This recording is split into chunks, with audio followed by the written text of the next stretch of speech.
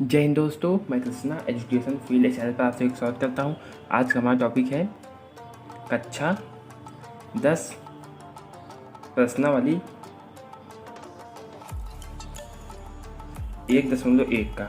आइए इसमें सवाल करने से पहले सबसे पहले कुछ चीज़ें देखते हैं कि वास्तविक संख्याएं। तो वास्तविक संख्याएं क्या हैं? तो संख्याओं सबसे पहली संख्याएं होती हैं, जो संख्याएं होती हैं वो होती हैं हमारी दो प्रकार की। ठीक है, तो कौन कौन सी होती हैं? पहला तो हम जो अभी बात कर रहे हैं कि वास्तविक संख्या, जो कि इस टॉपिक है, यही टॉपिक है हमारा कि वास्तविक संख्या। एक तो ये हो गया हमारा। बस दूसरी संख्या हमारी होती है काल्पनिक संख्या। काल्पनिक संख्या, ठीक है, जो कि इसकी बात हमें अभी नहीं करनी है, कक्षा 10 में आएगा। तो यहाँ पे कक्षा 11 में आएगा। ठीक है, यहाँ पे हम बात करेंगे वास्तविक संख्या की। तो वास्तविक संख्या क्या है कि जिसको मतलब लिख सकते हैं 1, 0, 1, 2, 3, 4, 5, 6, 7, ये सब हमारी वास्तविक संख्या है। ठीक है, तो वास्तविक संख्याएं भी हमारी कई प्रकार की होती हैं। जैसे कि पहला कौन सी? प्राकृतिक संख्या। ठीक है, पहला हमारा हो जाएगा, एक तो प्राकृतिक संख्या होती है। उसके बाद दूसरी हमारी होती है पूर्ण संख्या। कौन सी संख्या?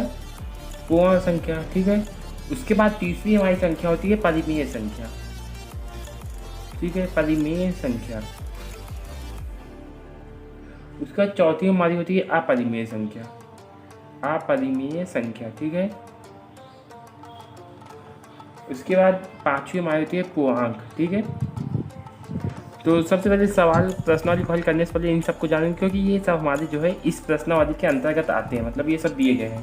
तो जो प्राकृतिक संख्या होती है उसको हम नेचुरल नंबर कहते हैं। ठीक है, मतलब इसको हम n से डिनोट करते हैं। ठीक है, तो नेचुरल नंबर मतलब कि जो 1, 2, 3, 4, 5, 6 ऐसे चलती चली जाए, जिसका कोई अंत नहीं है, उसे प्राकृतिक संख्या कहते हैं। जैसे कि 1, 0, 0, 0, 0, 0 ऐसे आप लिखते चले जाइए, ये भी हमारी प्राकृतिक संख्या है। ठीक है, और उसके बाद हमारा आता है पूर्ण संख्या, मतलब पूर्ण जो पूरी हो गई है उसे पूर्ण संख्या कहते हैं। इसको W से लिखते हैं, होल नंबर। तो होल नंबर क्या होता है कि प्राकृतिक संख्या में 0 लगा देने से। ठीक है, तो मतलब 0, 1, 2, 3, 4। ठीक है, तो अब प्राकृतिक संख्या में 0 लगा देने से वो हमारी पूर्ण संख्या बन जाती है। मतलब कि अब 0 लगा दें, 1, 2, 3, 4, 5, जहाँ तक आप ले जाना चाहें वहाँ तक जाएगी, यही हमारी पूर्ण संख्या। ठीक है, चाहे जितना आप लिखिए। उसके बाद अब आइए देखते हैं परिमेय संख्या। परिमेय संख्या बहुत ही इंपॉर्टेंट चीज़ है। परिमेय संख्या क्या है? ऐसी संख्या जिसको हम P/Q के रूप में लिख सकें। ऐसी संख्या जिसको हम P/Q के रूप में लिख सकें, और जहाँ पे Q मतलब Q कभी भी 0 ना हो। ठीक है, एक तो प्राकृतिक संख्या में परिमेय संख्या हमारा ये होता है कि हम ऐसी संख्या जिसको P/Q में लिख सकें, वो हमारी कौन सी होगी? परिमेय संख्या। और उसमें भी कभी हमेशा जो मतलब कहीं भी Q 0 नहीं होता है। ठीक है, और इन दोनों का मासा P और Q का जो मासा है हमारा, इसका मासा 1 है, तो हमारी ये परिमेय संख्या है।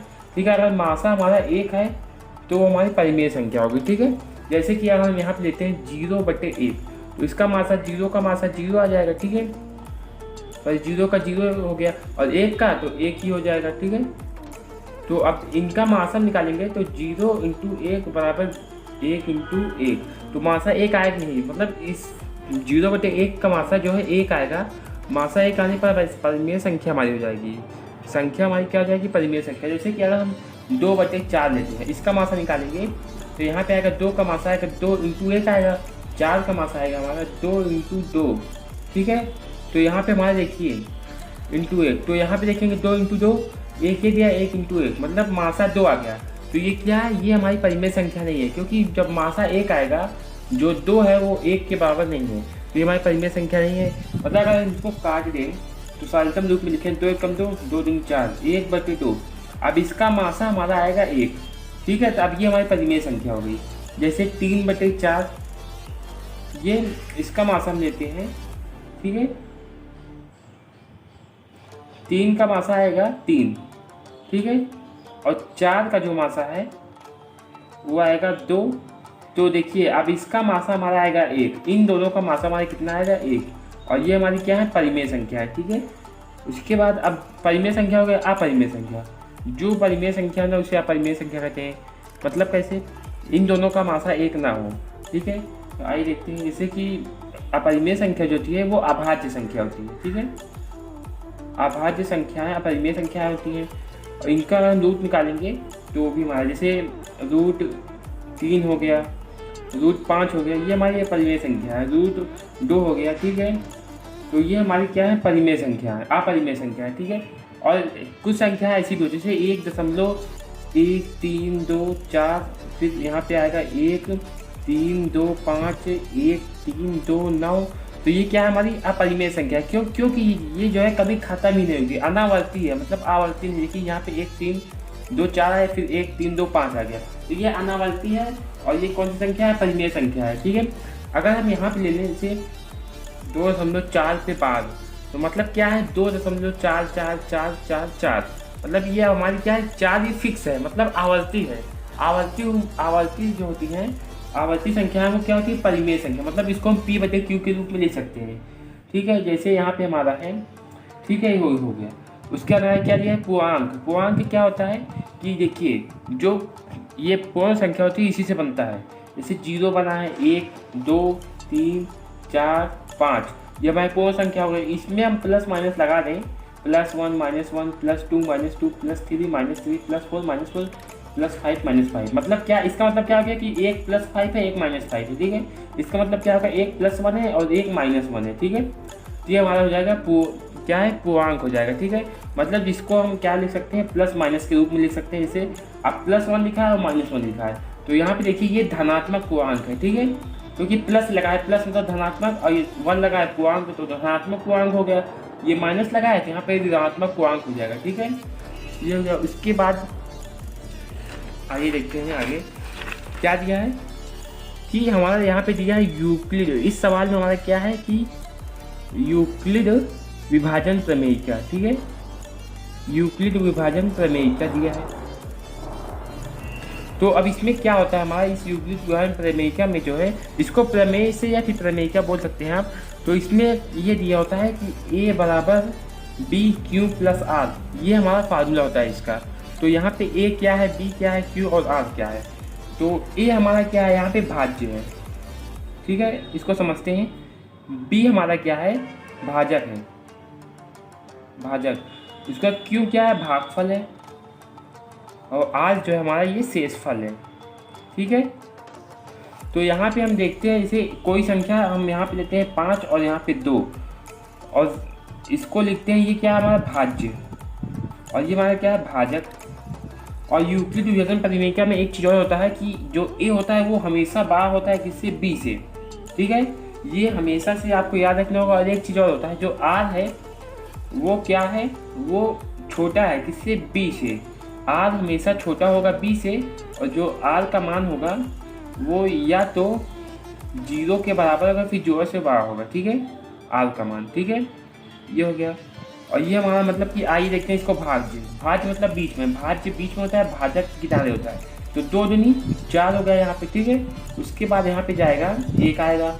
तो अब हमारे यहाँ पे क्या हो गया, ये हो गया हमारा जो है A, भाज्य इसको कहते हैं। यहाँ पे A क्या है, हमारा भाज्य। B हो गया, ये हमारा हो गया B, ये हमारा हो गया R, सॉरी ये भागफल है, देखिए ये Q हो गया। अब जो शेषफल बचेगा वो R है, ठीक है। तो हम क्या करते हैं, इस मान को यहाँ पे रखते हैं, A = BQ + R की जगह पे। तो B का मान कितना है, सॉरी जो हमारा भाज्य है, भाज्य तो ये था A वाला, ठीक है। ये हमारा B है, भाजक है, भाजक जिससे जो भाग देगा, ठीक है, इसमें भाग देगा। ये हमारा B क्या है, भाजक। तो A का मान हमारा यहाँ पे कितना हो गया, 5 बराबर B हमारा कितना है, 2 इंटू लगा है, इंटू लगा देंगे, Q कितना हमारा 2 + R कितना है 1। तो अब इसको हम करेंगे तो 5 बराबर 2 × 4 4 + 1 बराबर 5 बराबर 5। यही है हमारा यूक्लिड विभाजन प्रमेयिका कि भाज्य बराबर क्या होता है, भाज्य बराबर भाजक इंटू भागफल प्लस शेषफल होता है। ये हमारा क्या है, यूक्लिड विभाजन प्रमेयिका सबसे इजी चीज़ यही है, ठीक है। इसमें A = BQ + R का यही फार्मूला लगेगा। जो R है वो हमारा 0 के बराबर होगा, फिर 0 से बड़ा होगा, लेकिन B से, इस B से मतलब भाजक से छोटा होगा हमेशा, ठीक है। और ये B है, ये B है, B क्या होगा, B हमेशा जो है छोटा होगा A से, मतलब A हमारा क्या होगा, बड़ा होगा, B छोटा होगा, ठीक है। उसके बाद आ जाते हैं प्रश्नावली 1 में। इसमें हमारा क्या दिया है, प्रश्नावली 1.1 में, ठीक है। तो यहाँ पे क्या दिया है कि निम्नलिखित संख्याओं का HCF ज्ञात करने के लिए यूक्लिड विभाजन प्रमेयिका का प्रयोग कीजिए। देखिए हमसे क्या कह रहा है HCF, पहली सवाल हमसे कह रहा है कि HCF आप निकालिए, लेकिन किससे निकालिए? यूक्लिड विभाजन प्रमेयिका, मतलब यूक्लिड विभाजन एल्गोरिथम प्रमेयिका से आप जो है इसका HCF निकालिए। HCF तो हम कई प्रकार से निकाल सकते हैं, ठीक है, लेकिन यहाँ पे मैं क्या किया है, यूक्लिड विभाजन प्रमेयिका हमने HCF जो है कक्षा 6 कक्षा 7 में निकालना सीखा है, ठीक है, बहुत अच्छी तरीके से। अब यहाँ पे हमारा क्या है, यूक्लिड विभाजन प्रमेयिका के हिसाब से तो पहला क्या दिया हमारा कि 135 और इतना 225 का हमें HCF निकालना है। तो हम यूक्लिड विभाजन प्रमेयिका से निकालेंगे। यहाँ आप लिखेंगे यूक्लिड विभाजन, ठीक है, प्रमेय से या प्रमेयिका से, प्रमेय से, ठीक है। तो जो क्या होता है A बराबर BQ प्लस R, ठीक है। तो अब सबसे बड़ी संख्या ये होती है, इसमें सबसे बड़ा कौन है, ये। तो हम यहाँ पे लिखेंगे A बड़ा है B से, तो A का मान कितना है 225, साइन लगाएंगे, ठीक है, ग्रेटर देन 135, ठीक है। तो अब हमें क्या करना है, इसको जो है दोनों का आपस में भाग करना है, किसको, B भागे A को। तो B कितना है हमारा 135 है, भागे A कितना है 225, ठीक है, भाग देंगे तो एक बार में जाएगा हमारा, ठीक है। यहाँ पे कितना आएगा 135। अब ये कटेगा, 5 से 5 गया 0, और यहाँ पे 22 में से 13 गया, कितना आएगा 9, 90 हो गया। अब देखिए यहाँ पे देखिए कि ये जो R है ये क्या है, R है, और ये B है। तो हमने क्या कहा था, जो R का मान होगा वो B से छोटा होगा। अब छोटा हो गया तो हम इसको लिख लेंगे, तो यहाँ पे लिखेंगे 4 1, ठीक है। मतलब आप देखिए यहाँ पे भाग भी नहीं हो सकता, देखिए 135 ज़्यादा है, 90 छोटा, तो आप भाग भी नहीं हो सकता। यहाँ पे लिखेंगे A पहले लिखेंगे, A कितना है 225 बराबर B कितना है हमारा 135 इंटू Q लिखेंगे, Q मतलब भागफल 1 है, प्लस शेषफल हमारा कितना है 90। अब ये हमारा हो गया, ठीक है। अब हमें यहाँ पे HCF ज्ञात करना है, तो ये तो हमारा यूक्लिड विभाजन प्रमेय होगा। HCF कैसे निकालेंगे हम, कि देखिए ये तो हो गया, अब हमारे ये संख्या और जो है ये संख्या, अब ये दोनों क्या होंगे हमारे A और B, ठीक है, क्योंकि हमने यहाँ तक तो कर लिया। HCF निकालना है तो फिर से वही भाग करना होगा। तो 135 जो है वो हमारा A बन जाएगा, और जो है ये 90 हमारा B बन जाएगा फिर से, ठीक है। तो 90 को हम भाग देंगे किसमें, 135 में। क्यों बनेगा आपको पता है, क्योंकि 90 छोटा हो गया है ना यहाँ पे। अब 90 जो है कट नहीं सकता 135 से, इसलिए हमने यहाँ पे इसको ऐसे किया है, और ऐसे किया भी जाता है। यहाँ पे लिखेंगे 4 में लिखेंगे, क्या लिखेंगे कि 90 का भाग देंगे तो कितनी बार में जाएगा, 9 कम 9, मतलब 90 बार एक बार में जाएगा, तो यहाँ पे आएगा 45, ठीक है। तो शेषफल 45 हो गया। अब 90 से ये जा नहीं सकता, तो अब फिर से करेंगे कि जो 90 है वो हमारा B है। अब 135 क्या है, ये A है, ये B है, ठीक है, और ये क्या है हमारा ये Q है, और ये R, क्योंकि ये शेषफल है वो भागफल है। अब यहाँ पे लिखेंगे 135 बराबर B कितना है 90 इंटू R हमारा कितना है 1, प्लस Q हमारा 1 है, प्लस R हमारा कितना है 45। ये होगा हमारा 4 2। लेकिन अब भी हमें जो है क्या हुआ, मासा HCF नहीं ज्ञात हुआ। HCF ज्ञात करने के लिए हमें यहाँ पे 0 करना होगा, ठीक है, शेषफल को। तो हम क्या करेंगे, अब ये और हम इसको फिर से A और B मानेंगे। तो सबसे बड़ी संख्या मतलब जो शेषफल है उसको हम क्या करते हैं, B मानते हैं, ठीक है, मतलब इसको हम भाजक बनाते हैं, और जो भागफल है जो भाजक है उसे हम क्या करते हैं, भाज्य बनाते हैं, मतलब A बनाते हैं, ठीक है। अब यहाँ पे लिखेंगे हम 4 3 में। अब हम क्या करेंगे कि अब 90 जो है को 90 को 45 से भाग देंगे, तो 45 दूना 90, ठीक है। तो अब यहाँ पे हमारा कट के 0 आ जाएगा, ठीक है। तो अब हम क्या करेंगे कि ये हमारा क्या हो जाएगा, ये B, ये A, ये Q और ये R। तो हम यहाँ पे लिखेंगे A कितना हमारा 90 बराबर 45 इंटू 2 प्लस R यहाँ पे 0। तो देखिए अब हमारा यहाँ पे 0 आ गया ना, मतलब हम कह सकते हैं R जब हमारा 0 आ गया तो हमें मतलब HCF ज्ञात हो गया। और जो HCF कौन होता है, जो भाजक होता है, मतलब B हमारा हमेशा HCF होता है, ठीक है। तो हम यहाँ पे लिखेंगे क्या करा है, यूक्लिड विभाजन प्रमेय से HCF ज्ञात कीजिए। तो हम यहाँ पे लिखेंगे अतः संख्याएं कितने का 135 और 225 का HCF कितना है 45 है। ठीक है, ये हमारा क्या हो गया, ये हमारा भाजक हो गया, ये शेषफल हो गया, ये हो गया हमारा। ठीक है, पहले सवाल का पहला। उसके बाद आइए थे दूसरा क्या दिया हमारा, दूसरा हमारा दिया है 196 और 38,220। यहाँ पे लिखेंगे 196 और यहाँ पे लिखेंगे 38,000 और 196 और 38,220 का हमें HCF निकालना है। तो हम कैसे निकालेंगे, यूक्लिड विभाजन प्रमेयिका के हिसाब से। यहाँ पे लिखेंगे यूक्लिड विभाजन प्रमेय से या प्रमेयिका से, प्रमेय से। ठीक है, क्या करेंगे, यूक्लिड विभाजन प्रमेय क्या होता है, A बराबर B Q प्लस R होता है, ये हो गया हमारा। अब B सबसे छोटी संख्या हमारी इसमें दोनों में कौन सी है, 196, तो B की जगह पे लिख लेंगे। बड़ी संख्या हमारी कितनी है, 38,220। अब क्या करेंगे, हम इन दोनों का भाग देंगे। ठीक है, हम यहाँ पे क्या लिखेंगे, 196 भागे 38,220, तो कितनी बार में जाएगा, ये जो है एक बार में जाएगा, मतलब 196। ठीक है, तो यहाँ पे हमारा कटेगा, तो 12 में से 6 गया, तो हमारा यहाँ पे आएगा 6 और यहाँ पे आएगा 8 और यहाँ पे आएगा हमारा 1। ठीक है, ये हो गया। तो अब हमारा यहाँ पे जो है ये 2 उतरेगा, इसका देखिए यहाँ पे 9 बार जाएगा, आप इसको भाग कर लीजिएगा, तो यहाँ पे आएगा 1764। ठीक है, अब इसको घटाएंगे फिर से, हमारा कितना आएगा कि 980। ठीक है, अब क्या करेंगे कि ये कितनी बार जाएगा, 5 बार में, 5 6 30 0 80 लगे 3, 5 9 45 3 48 की 8 80 लगे 4, 5 कम 4 9, यहाँ पे आ जाएगा हमारा 998। यहाँ पे आ जाएगा हमारा भागफल, सॉरी शेषफल 0 आ जाएगा। तो अब हमारे यहाँ क्या है, ये A, ये B, ये Q और ये R।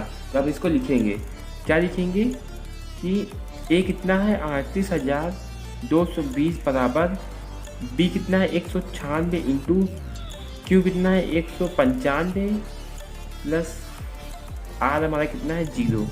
तो देखिए अब हमारा यहाँ पे 0 हो गया, तो अब हमें मासा, जब हमारा शेषफल 0 हो जाए तो हमारा मासा निकल आता है। ठीक है, मासा हमारा क्या है 196, जो भाजक होता है, ये हमारा क्या होता है B हमारा क्या होता है HCF। ठीक है, तो आज हम यहाँ पे लिखेंगे, अतः संख्याएं जो हमारी दी गई थी, संख्याएं कितना 196 और 38,220 का मासा। ठीक है, मासा कितना है हमारा 196 है, 195 सॉरी 195 या नहीं 196, वो तो ये भाजक है। 196 हमारा क्या हो गया, ये मासा हो गया। ठीक है, मासा B वाले को लेते हैं, हमेशा भाजक को लेते हैं। ठीक है, 196 है। इसके बाद आइए देखते हैं तीसरी नंबर सवाल। इसमें क्या दिया है कि 867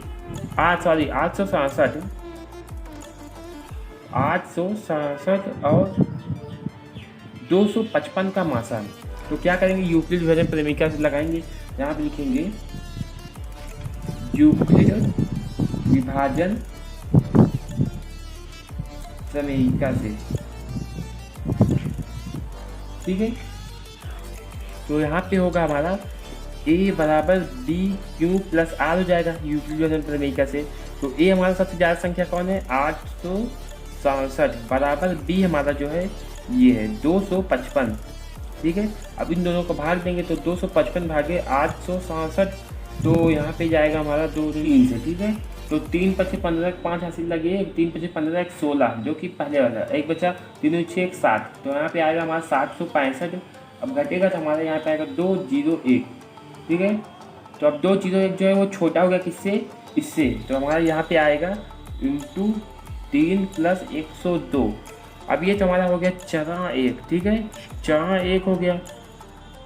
अब उसके बाद हमें क्या करना है कि अब इसका और इसका हमें क्या निकालना है, भाग, मतलब कि यूक्लिड विभाजन प्रमेयिका करना है। अब ये हमारा बनेगा भाज्य A बनेगा और ये हमारा बनेगा भाजक B। ठीक है, तो अब यहाँ पे क्या करेंगे, इसको लिखेंगे 255 बराबर 102, ये हमारा कौन सा है 4 है।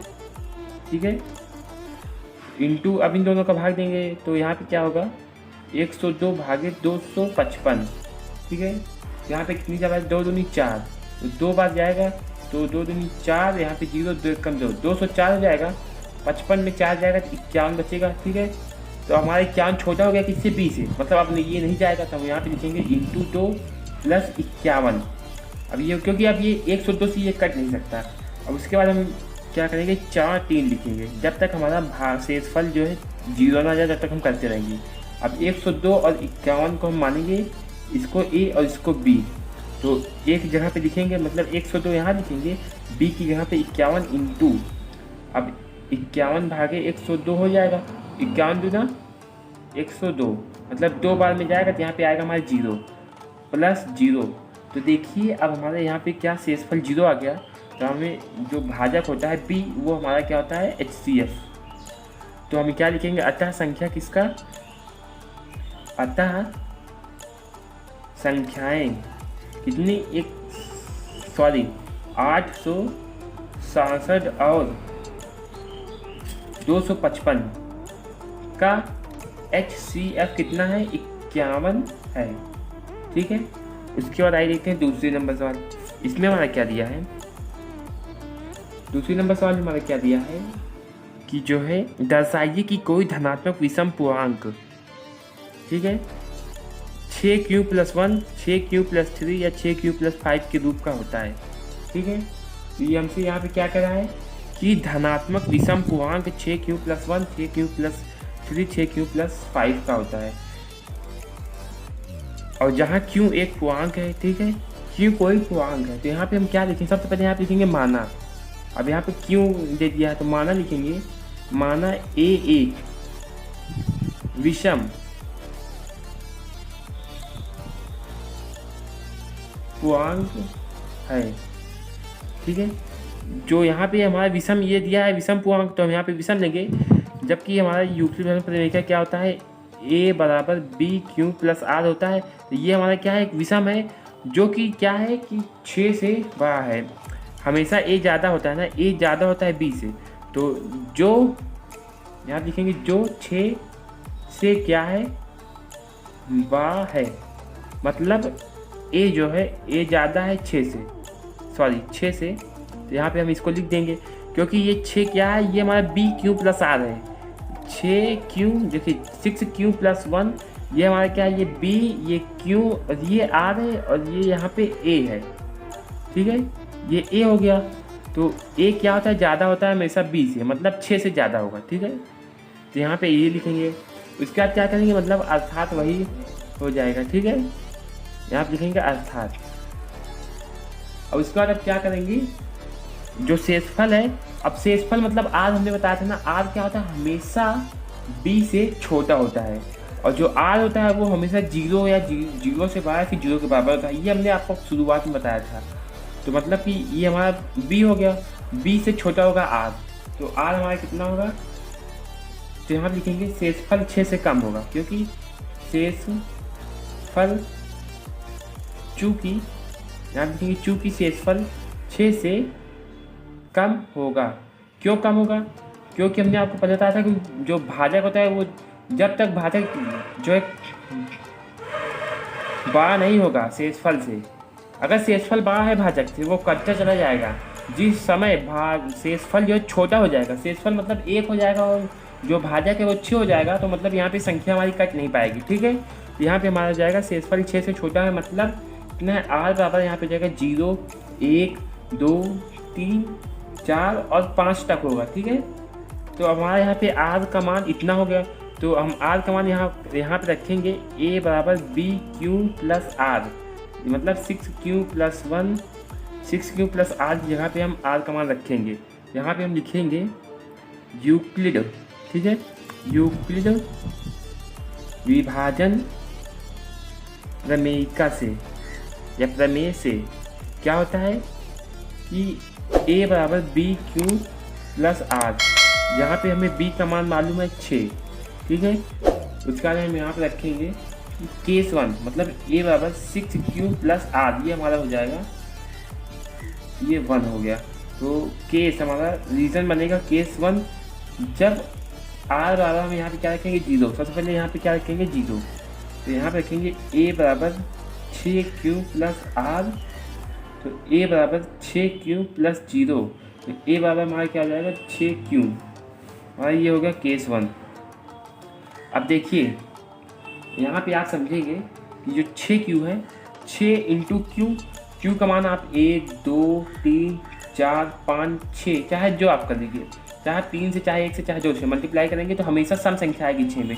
6 कम 6, 6 दूनी 12, 6 त्रिक 18, मतलब चाहे विषम संख्या चाहे सम संख्या से अगर आप सम गुणा करेंगे सम संख्या में तो सम संख्या आएगी। आप खुद ही देख सकते हैं, जहाँ यहाँ पे लिखेंगे क्यों कोई भी पूर्णांक हो उसे 6 से गुणा करने पर सम संख्या बनेगी। क्यों चाहे धनात्मक पूर्णांक हो चाहे ऋणात्मक, क्यों कोई भी पूर्णांक हो उसे जो है 6 से गुणा करने पर सम संख्या बन जाती है। सम संख्या ही आएगी, सम संख्या ही आएगी। ठीक है।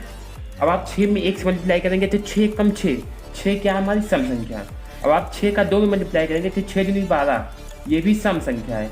लेकिन हमने गुणा किससे किया, एक किससे किया, विषम से 6 में मल्टीप्लाई किया तो क्या है हमारा सम। अब 6 को 2 से मल्टीप्लाई किया मतलब 6 को सम में मल्टीप्लाई किया तो सम आया।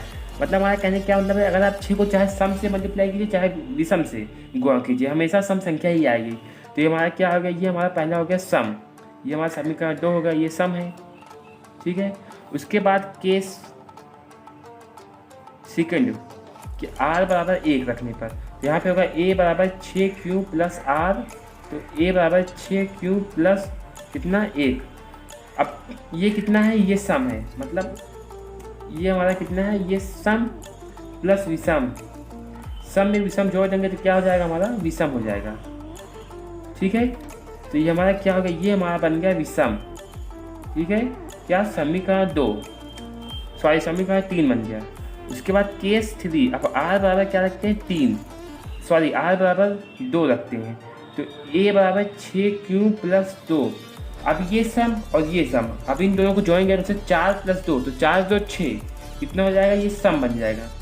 ये हमारे कौन सी संख्या है, सम संख्या, ये समीकरण 4 हो गया। उसके बाद केस यहाँ पे 4 रखेंगे, क्या r बराबर 3, तो a बराबर 6q प्लस 3। अब ये हमारा सम और ये विषम, तो मतलब कि 6 में 3 जोड़ देंगे तो 6 3 9, मतलब विषम संख्या ही आएगी। यहाँ पे हम क्या लिखेंगे कि विषम, ये हमारी कैसी संख्या है, विषम। समीकरण 5 बन गया हमारा। उसके बाद 3 रखे तो कहाँ तक हमें रखना है, r बराबर हमें रखना है ये 5 तक रखना है, 3 तक हमने रख लिया।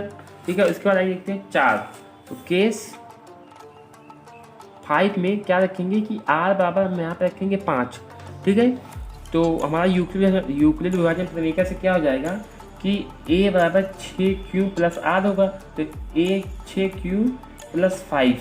ठीक है। अब ये तो इतना हमारा सम है, हमने पहले ही देखा। ठीक है। अब ये विषम है, सम में विषम को जोड़ेंगे तो हमारा क्या आएगा, हमारी संख्या विषम आएगा। तो ये हमारी पूरी संख्या क्या आ गई, विषम। समीकरण 6, ये हमारी a बराबर 6q प्लस 5, ये क्या आ गया, पूरी की पूरी विषम। अब नहीं जा सकते क्योंकि 6, ये हमारा 6 तक आ गया है, 5 तक। तो हम यहाँ पे क्या करेंगे कि देखिए यहाँ पे हमारा ये विषम है, समीकरण 3 विषम है, समीकरण 2 सम है, ये विषम। ठीक है। ये विषम और ये विषम है, मतलब कौन सा, समीकरण 3, समीकरण 5 और समीकरण 6। सॉरी, हमने r बराबर 4 दे रखा, तो यहाँ पे हम 4 रखते हैं, इसको रहने देते हैं। तो यहाँ पे केस 6, ये 6 है, ये 5, तो r बराबर 4 रखेंगे तो क्या हो जाएगा हमारा, a बराबर 6q प्लस 4, ये सम क्या हो जाएगा, पूरी संख्या सम हो जाएगी। तो ये समीकरण कौन सा हो जाएगा, समीकरण 6 हो जाएगा, ये सम हो गया। और ये क्या होगा, समीकरण 7 विषम। तो यहाँ पे हम क्या लिखेंगे कि समीकरण 3, समीकरण 5 और समीकरण 7 क्या है, स्पष्ट होता है कि कोई, देखिए यहाँ पे हम लिखेंगे कि समीकरण कौन सा, 3, 5 और 7, समीकरण 3, समीकरण 5 और समीकरण 7 से स्पष्ट है, से क्या है, स्पष्ट है कि कोई धनात्मक विषम पूर्णांक, धनात्मक विषम पूर्णांक कितना होगा, ये 6q + 1, 6q प्लस यहाँ पे क्या क्या दिया था 3, और यहाँ पे क्या दिएगा 6q + 5 के रूप का होता है, के रूप का होता है। ठीक है, हमने यहाँ पे समझ लिया। देखिए ये देखिए, ये धनात्मक विषम पूर्णांक, 6q ये सम है, ये विषम, और यहाँ पे ये सम, ये विषम, तो कुल विषम बन गया। ठीक है, इसके बाद आइए देखते हैं तीसरे नंबर सवाल में हमारा क्या दिया है।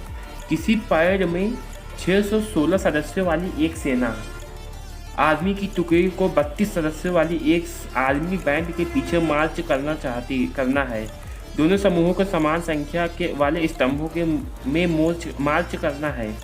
ठीक है, उन स्तंभों की अधिकतम संख्या क्या है जिसमें वे मार्च कर सकते हैं। अधिकतम संख्या मतलब हमें क्या करना है, यहाँ पे HCF हमें यहाँ पे ज्ञात करना है। और कितनी संख्या दी है, एक तो 616 दी है और दूसरी क्या दी है 32, मतलब हमें इन दोनों संख्याओं का HCF ज्ञात करना है। हम क्या करेंगे यहाँ पे कि HCF लिखेंगे, HCF किसका 616, 32 का, तो हम यहाँ पे लिखेंगे यूक्लिड। HCF किससे निकालना है, चाहे जिससे आप निकाल सकते हैं, यहाँ पे कुछ दिया नहीं है, हम यहाँ पे लिखेंगे यूक्लिड विभाजन प्रमेय से। ठीक है, तो क्या दिया है ये, तो A = BQ + R, तो A मतलब सबसे बड़ी संख्या हमारी कितनी है 616, उसको लिखते हैं बराबर B कितना है 32। ठीक है, ये हमारा 4 हो जाएगा, ये हमारा यूक्लिड प्रमेय है। तो इंटू अब 32 का भाग देंगे हम 616 में। ठीक है, तो जब एक बार में जाएगा तो 32 में 64, तो एक बार में जाएगा तो यहाँ पे आएगा हमारा कितना, ठीक है 296। तो अब कितनी बार जाएगा, अब 9 बार जाएगा, तो यहाँ पे आएगा 288, यहाँ पे घटेगा तो हमारा कितना आएगा 8। तो अब यहाँ पे हमारा भागफल कितना आएगा 19 प्लस शेषफल हमारा कितना है 8 आया। ठीक है, अब देखिए शेषफल तो 0 हुआ नहीं, इसलिए HCF ये हुआ नहीं 32 HCF होगा नहीं, सिर्फ जब तक शेषफल 0 ना हो तब तक यहाँ पे ये HCF नहीं होगा। अब यहाँ पे लिखेंगे हम 4 में क्या होता है, अब 32 और 8 का ये हमेशा से A और B माना जाता है, तो A किसको मानेंगे 32 को, सबसे बड़ी संख्या 32 है, बराबर ये इसको B, यहाँ पे 8 का भाग देंगे 32 में, 8 चौके 32 हो जाएगा यहाँ पे हमारा, तो 4 बार में जाएगा, यहाँ पे 0 हो जाएगा, तो 8 × 4 + 0, देखिए हमारा 0 हो गया, मतलब अब ये हमारा क्या हो गया 8 हमारा HCF हो गया, HCF। ठीक है, अतः हम यहाँ पे लिखेंगे HCF = 8, ये हो गया। तो हम यहाँ पे क्या लिखेंगे कि सेना, देखिए यहाँ पे हम लिखेंगे, देखिए सेना की टुकड़ी को, ठीक है, टुकड़ी को मार्च करने के लिए अधिकतम 8 स्तंभों की आवश्यकता होगी। यहाँ पे लिखेंगे सेना की टुकड़ी को मार्च करने के लिए अधिकतम 8 स्तंभों की आवश्यकता होगी।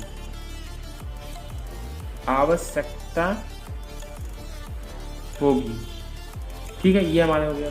उसके बाद आइए देखते हैं चौथे नंबर सवाल। चौथे नंबर सवाल में क्या दिया,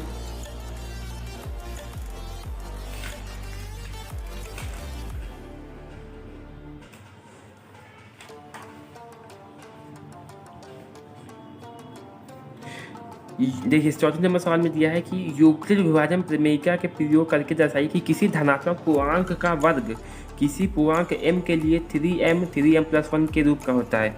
तो क्या करें, यूक्लिड विभाजन प्रमेयिका का प्रयोग करके दर्शाइए कि धनात्मक पूर्णांक का वर्ग क्या है, किसी पूर्णांक m के लिए 3m या 3m + 1 के रूप में होगा। क्या दिया है यहाँ पे 3m + 1 के रूप का दिया है, मतलब b हमारा यहाँ पे क्या है, b जो है वो 3 है, b बराबर कितना है 3 है, r बराबर 1 है। ठीक है, और यहाँ पे ये दिया है m क्या हमारा q है। ठीक है, मतलब हम यहाँ पे r का मान देखिए क्या रख सकते हैं, r का मान 0 1 2 तक रख सकते हैं, क्योंकि 3 हमारा b है, 3 से ज़्यादा तो होगा नहीं। तो हमें यहाँ पे क्या करना है कि धनात्मक पूर्णांक का वर्ग, तो कैसे करेंगे, हम यहाँ पे लिखेंगे कि माना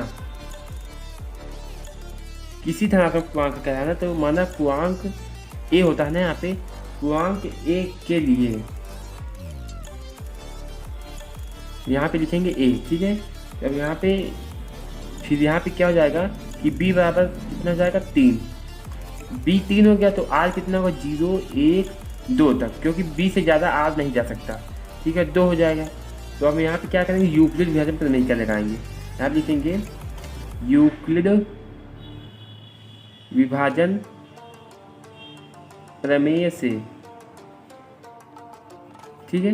तो यूक्लिड विभाजन प्रमेय से यहाँ पे लिखेंगे, तो यहाँ पे क्या लिखेंगे a बराबर बी क्यू प्लस आर। तो a बराबर a हमारा पूर्णांक हो गया और 3m प्लस आर, तो r का मान कितना रखेंगे 0, तो a बराबर 3m प्लस 0, तो a बराबर 3m हो जाएगा। अब क्या कर रहा है कि पूर्णांक का वर्ग, तो अब इसका वर्ग करेंगे, तो वर्ग करने पर दोनों पक्षों में, तो वर्ग करने पर तो हम दोनों पक्षों में वर्ग करेंगे, तो a का स्क्वायर बराबर 3m का स्क्वायर, ठीक है। यहाँ पे a का स्क्वायर a हो जाएगा और 3m का 3 का 9m स्क्वायर ये हो जाएगा। अब यहाँ पे क्या करेंगे ये स्क्वायर, देखिए 3 का 9, 3 इसमें से कॉमन ले लेंगे तो यहाँ पे 3m स्क्वायर बचेगा। तो जबकि हम माना, देखिए हम मान सकते हैं यहाँ पे 3m स्क्वायर बराबर कितना लिख सकते हैं m, यहाँ पे हम लिखेंगे कि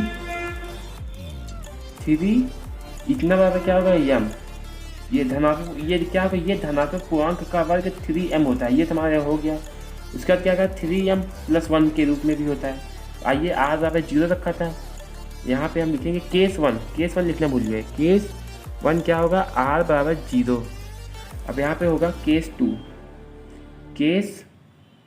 2 कितना r बराबर 1। तो यूक्लिड विभाजन प्रमेय से a बराबर 3m प्लस r, तो a बराबर यहाँ पे होगा 3m प्लस 1।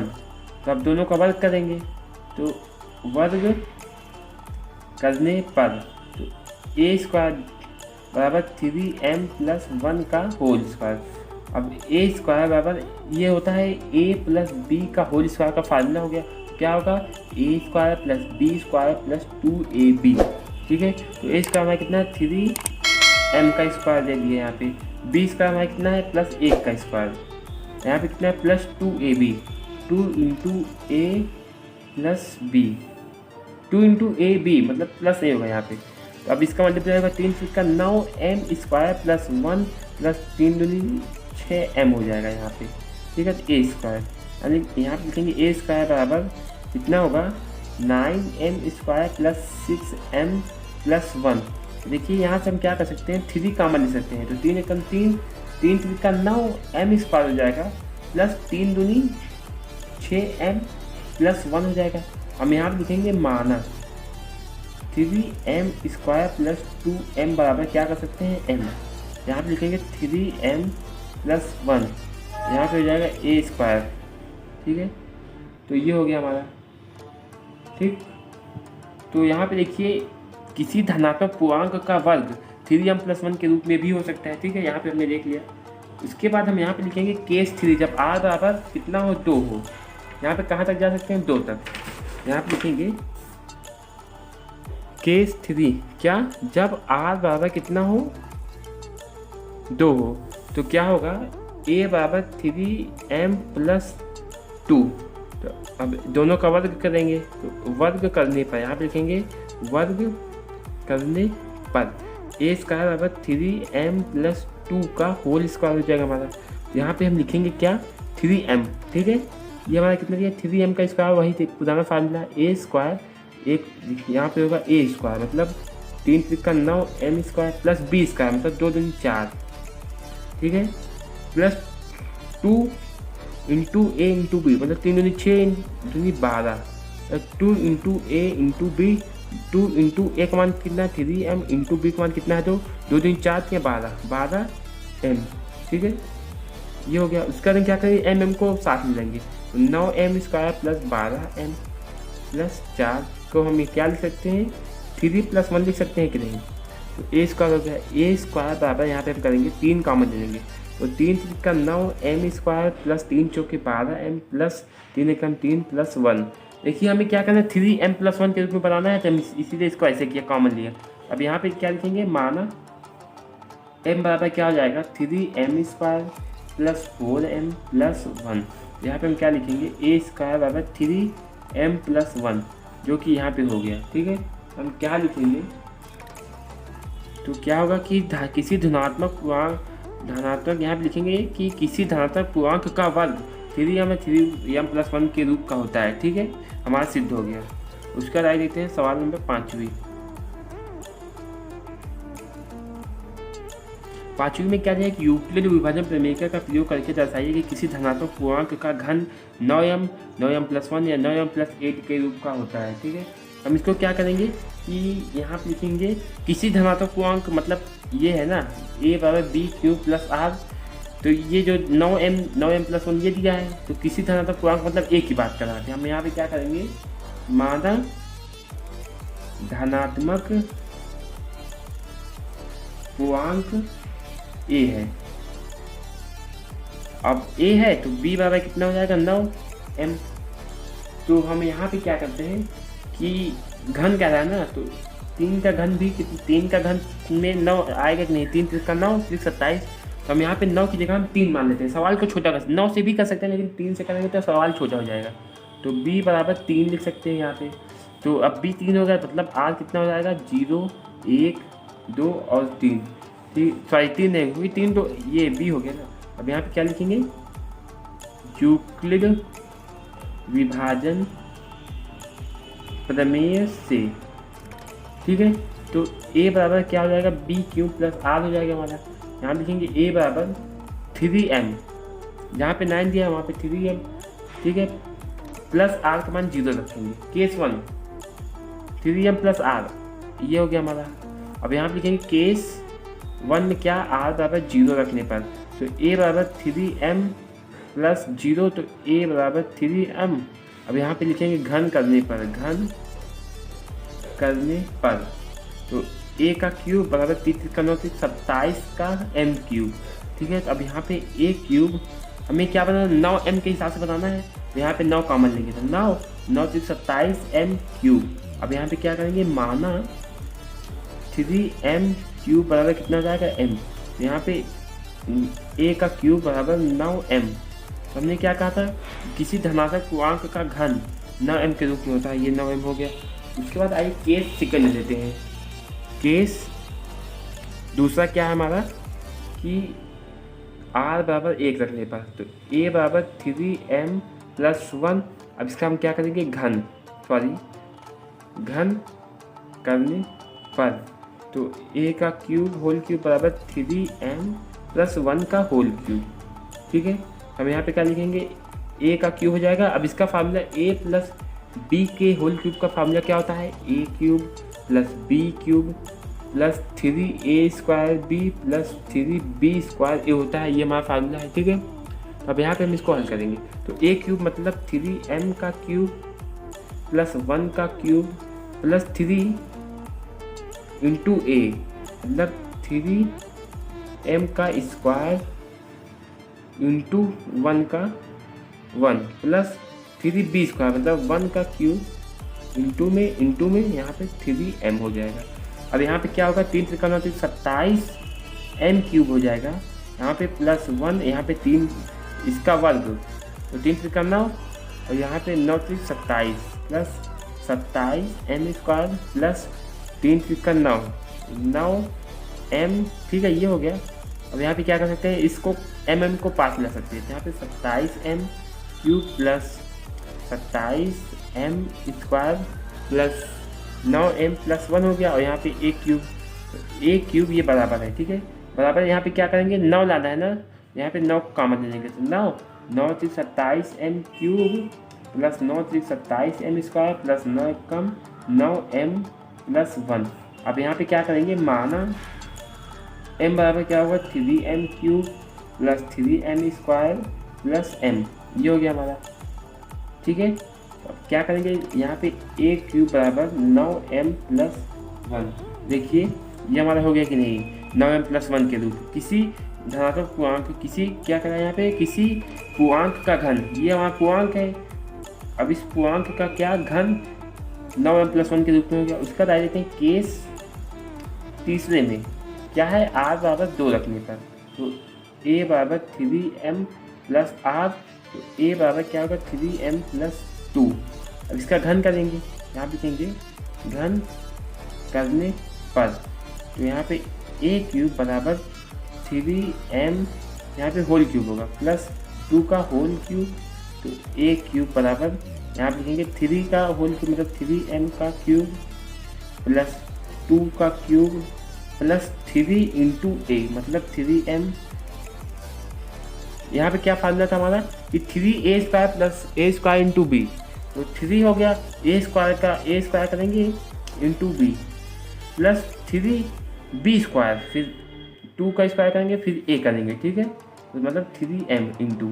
अब a क्यूब बराबर 3 3 का 9 3 27 m क्यूब और 2 3 4 2 8 प्लस 3 3 का 9 और ये तो इसका वर्ग 3 3 का 9 और इसका जो है 3 6 9 6 का 54, 9 6 54, ठीक है। यहाँ पे 54m² प्लस यहाँ पे क्या होगा 3 3 का 9 और 9 चौक 36m हो जाएगा, ठीक है। यहाँ पे a क्यूब बराबर इसको 8 को सर्व कर देंगे तो 27m cube plus 54m² plus 36m। 8 को इसलिए किए क्योंकि कॉमन लेंगे तो ये बीच में हमारा बाधा बनेगा, इसलिए किनारे कर दिए। तो a क्यूब बराबर यहाँ पे 9 कॉमन लेंगे, 9 3 27m क्यूब प्लस 9 6 का 54m² प्लस 9 चौक 36m प्लस 8। तो अब इसको क्या करेंगे माना, ये क्या होगा m बराबर 3m cube plus 6m² plus 4m होगा, ठीक है। तो हम यहाँ पे क्या करेंगे, तो यहाँ पे a क्यूब बराबर 9m प्लस 8, जबकि किसी पूर्णांक का घन क्यूब हो गया ना, कितना होगा 9m प्लस 8 के रूप में होगा, ये हमारा सिद्ध हो गया। तो अभ्यास प्रश्नावली 1.1 द एंड।